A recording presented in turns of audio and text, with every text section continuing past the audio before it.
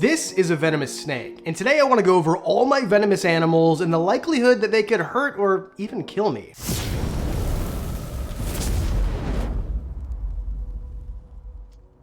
Now, when it comes to rear fang venomous snakes, this is one of them. Rear fang venomous snakes are a lot different than their front fang or fixed fang cousins. Well, I mean, technically how related really are they? In short, there are different levels of venomous animals. Some of them are going to be very venomous and kill you almost certainly. Other ones are barely venomous or only really going to be felt in animals where they're not going to be felt in humans at all. And if you really want to get into the weeds of it, then there's different types of venomous animals, like monitors are technically venomous, and bearded dragons are technically, if you really look into what venom is, technically venomous, but we did a whole video about it right here. Don't worry, they're not going to hurt you if they bite you. I promise, don't consider them venomous, just technicalities in science. Venom, in short, is a biological mechanism that animals use to immobilize, kill their targets. So they're immobilizing and killing them mostly so that they can eat them or for their own protection. To make sure I get it right, I got the definition. Venom is a specialized biological substance produced by animals to immobilize, kill, or deter predators and prey. It is typically delivered through specialized anatomical structures such as fangs, stingers, spines, or modified appendages. Venom is different from poison in that it must be actively injected into a target, whereas poison can be ingested, inhaled, or absorbed. So whenever you hear someone say, oh, it's a poisonous snake, it's generally not. And this is because venomous snakes, or snakes that bite to hurt you, they're envenomating you, they're not poisoning you. Although there are keelback snakes, which technically are both. They're venomous and poisonous. And technically there are some garter snakes because they eat a newt and then the newt is poisonous and therefore it metabolizes in the liver of the garter snake. Anyway, let's just continue here. And a dumbed down explanation, with venom there's three types generally, or three main types: neurotoxin, hemotoxin, and cytotoxin. Neurotoxins target the nervous system. This causes paralysis and interferes with nerve signals. So for example, most cobras, kraits, things like that. And keep in mind, I'm going to give examples, but some species have more than one type of toxin in their venom. Hemotoxin damages blood cells and tissue, and this sometimes causes internal bleeding. So for example, the saw-scaled viper. And cytotoxin destroys individual cells and tissues, so think the Indian cobra. And again, some species have more than one. Either way, you don't really want to get bit by any of them. And it's not just snakes that can be venomous. There are insects and arthropods and arachnids that can be venomous too. But let's start out with the snakes. So obviously I don't handle venomous snakes that can hurt me. That's a bad habit. And if you're trying to quit a destructive habit, Fume might be able to help. Fume is a flavored air device that has become the leading alternative to vaping and smoking. It's a whole new movement, and really all it is a natural flavored core inside with a ton of great flavors. This one is my favorite. It's cinnamon hearts. Push it together, decide how much airflow you want, enjoy some flavored air. And you notice how when I expel my breath, nothing comes out? It's something you can do instead and not feel bad about. And if you don't need one for yourself, it is the gift giving season. So if you know somebody who might benefit from a fume, we've got a great offer at the link below. No smoke, no vapor, no batteries. Literally, this is just it. Don't worry about forgetting your charging cable. You won't need it. And the flavors are amazing. There's many to choose from, and they're not too strong and they're not too weak. They're balanced, just perfect. Plus, Fume continuously invests in third-party studies to ensure the safety of their products. So unlike the alternatives, Fume is backed by doctors. So in the spirit of the giving season, if you go to tryfume.com/Wickens, we're gonna give you a free topper. When you pick up the Journey Pack, you get the free topper, which is not only reusable, but chewable and satisfies any fidgeting that you might need to do. And if you're lucky, you could even win one of Fume's limited edition gold-plated devices this holiday season. So scan the QR code or go to tryfume, that's tryfum.com/Wickens. The point is, this snake doesn't have fixed fangs that act like hypodermic needles. In fact, it's got fangs at the back of its face, basically the back of its mouth, and it chews venom into you. So there is a few exceptions, right? Boom slangs, for example, those are deadly rear fang venomous snakes, but most rear fang venomous snakes, like this one, can't kill a human. Some of them can give you a bad reaction, and this here is a Madagascar cat-eye snake. Now, cat-eye snakes occur on every continent on Earth except for Antarctica. This particular one is from Africa, because Madagascar is an island that is part of Africa. In my travels to Madagascar, I did not find this species, but let me tell you, it's been a joy to work with them in captivity. Madagascar cat-eye snakes aren't very big, but that doesn't really matter. The venom yield doesn't matter on the size of the animal. For example, a king cobra is plenty deadly, but I'd much rather get bit by a king cobra than something like a taipan. And with snakes like this, I mean, they obviously are called cat-eye snakes because look at their eyes. They look like cat eyes. They're an arboreal species or semi-arboreal species that you're gonna find in the trees.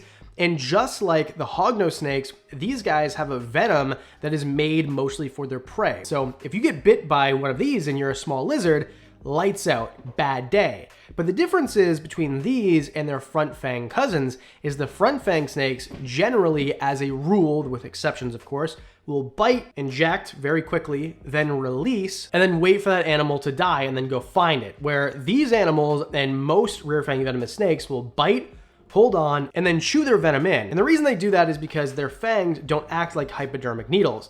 They don't have holes in them that go from a venom gland, the venom going through the tooth, and then into the muscle tissue or whatever tissue it is that they bite into. Rear fang venomous snakes have either a grooved tooth, where the grooves will allow that saliva to drip down into the wound that they created, or a smooth tooth. Either way, it's a very primitive way of delivering venom in comparison to what we're normally used to when it comes to vipers and elapids and things like that. Now, how likely is this snake to hurt me? Well, I mean, if it bit me, it would suck. It would not feel good, I'm sure. And there are, some sort of envenomation that would happen, but it's not gonna kill me almost 100%. I mean, of course, keep in mind when I'm saying these animals are harmless, if you have an allergy, it's different, right? Like to me and most of my family, if you get stung by a bee or a wasp, okay, whatever, brush it off and then, it's no big deal. But if my mother gets stung by a bee, we go to the hospital because she's anaphylactic to them.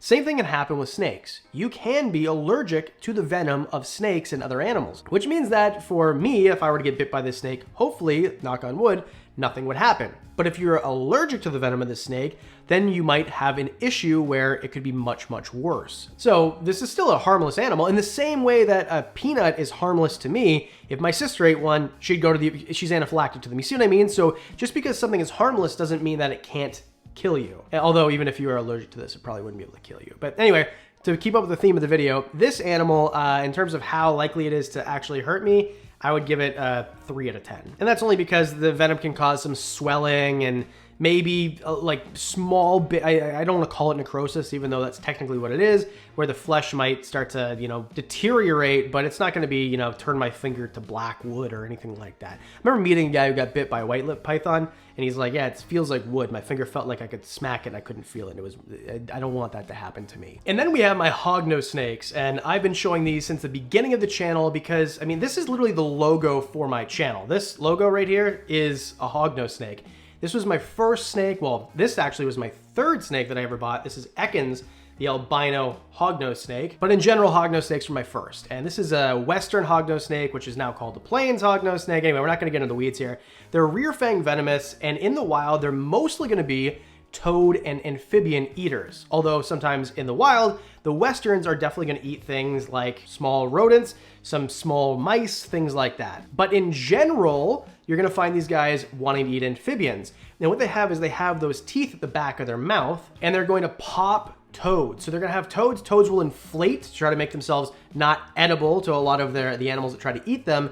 And you're not gonna have that issue with a hognose snake because a hognose snake will literally pop them so that they can't fill up. Then they'll start to chew that venom inside of them, and then that's lights out for that toad, and they'll just go ahead and swallow it. But it's interesting because most snakes that you handle, they feel like they're holding on to you too. This snake, I can't put it around my neck. I mean, not only is she not long enough because it's maybe a 2.5 or 3 foot snake, but like they just feel like they don't know how to snake. Like it's a snake who isn't snaky enough for the snake club because she is not hanging on to me at all. They don't constrict. They don't have the muscles to do stuff like that. They feel very, very different than any other snake that I've ever worked with, really. Where that mad cat that I was just holding on was holding on back to me, and you'll find him wrapped around the nozzles of his enclosure and on the perches. This animal here, you'll never find, I mean, you'll find them a little bit off the ground, maybe, but they're not gonna be in the trees or on big perches or anything like that. So one of my favorite snakes, this Wickens here, but let's talk about the venom, obviously. Anyway, they'll bite into you, so they'll bite and then they'll start to chew and they'll walk their jaw along their victim, and that way what they're doing is they're trying to work their venom inside so the venom can take effect.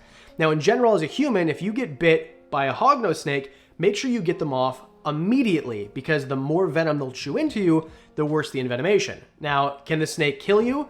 I don't think there's ever been a reported death from a hognose snake, and if there ever would be or ever was that I don't know about, it would be because of anaphylaxis. It'd be because you're allergic to it. A normal, healthy human being getting bit by a hognose snake, it's gonna be like a bee sting, exactly like a bee sting. You're not gonna have any issues. It's not going to be a big deal. I've talked to a lot of people who have been bit by these animals, and most of them, yeah, it sucks because, I mean, an animal this size actually has pretty big rear fangs. But, I mean, it's a non-event really. I mean, just go ahead and try to get them off as quickly as possible. You'll get a little bit of swelling, maybe a little bit of fever if you're reacting and you really let them chew on you.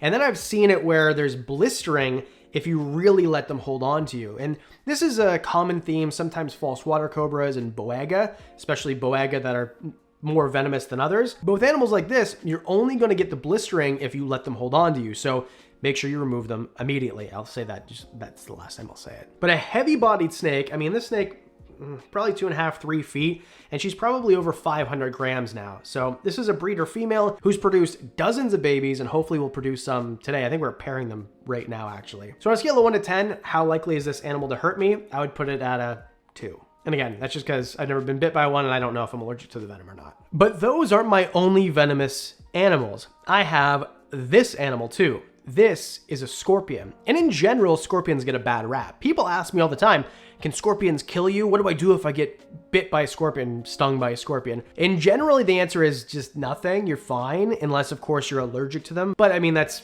rare. Scorpions in general have the same sort of stuff going on with their stings as a bee in terms of what it's going to do to affect you. Now, it depends where you are. In North America, there is one scorpion that's pretty dangerous, the Arizona bark scorpion.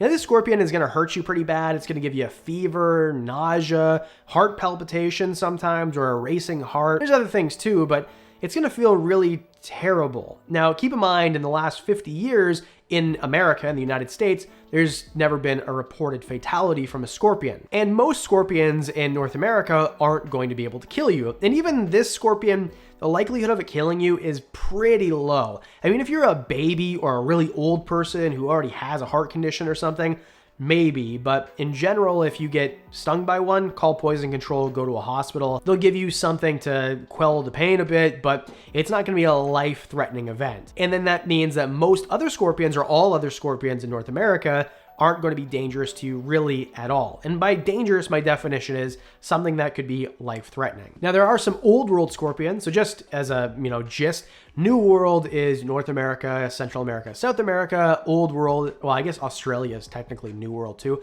but everything else is Old World. And of course, it depends on the maps, right? Like some people consider Australia old. Anyway, let's not get carried away here. Old World scorpions, so African and Asian is what I'm talking about. There are some that aren't great, like the Death Stalker, for example. If you get stung by a Death Stalker, you're gonna know about it.